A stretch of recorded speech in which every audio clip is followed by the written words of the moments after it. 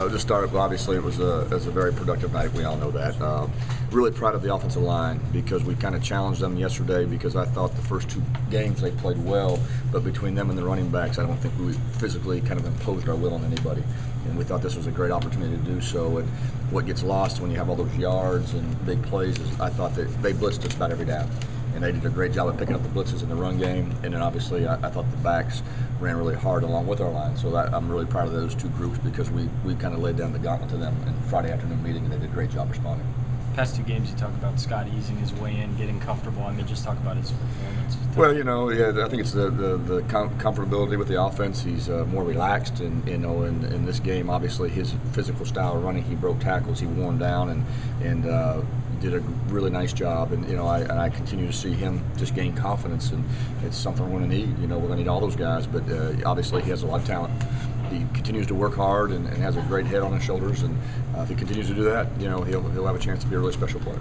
Todd, you talked about wanting to get the downfield passing game going, and that first drive, he hit Love for, I think, 43. Yeah, we wanted to, and every defense provides different opportunities, but that was a play we had in that we put in this week, and really threw it. They had a good coverage for it, to be honest with you. They had a different coverage, and Love made a nice catch, and BJ did a great job of placing the ball on his back shoulder, which was the only place he could put it. So they were bailing a lot. They were pressing and bailing. We tried to get the ball deep with Bobby, and then one time he got hit, and that was the interception. But it's something we continue to have to do. We'll get more and more people with a guy like Darryl running the ball. We'll get safeties in the box, and so those outside guys are going to have a lot of matchups that we'll have to continue to try to exploit.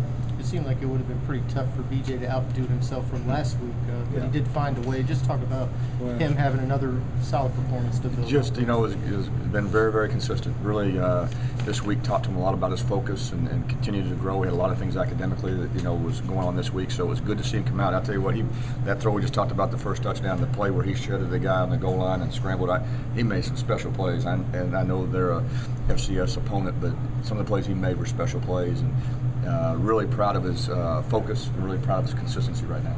He tied a career record. Did you want to see him beat it? Well, it's always tough because he's 5 yards short, and we didn't want to put him back in. But if he was 25 yards away, we wouldn't have done it.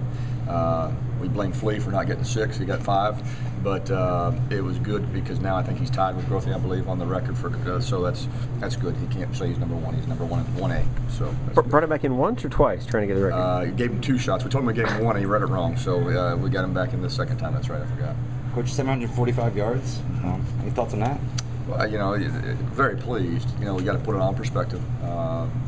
Excited for our players because they did a good job in what we asked them to do, but they got to understand that next week's another challenge, and you're only as good as your last game.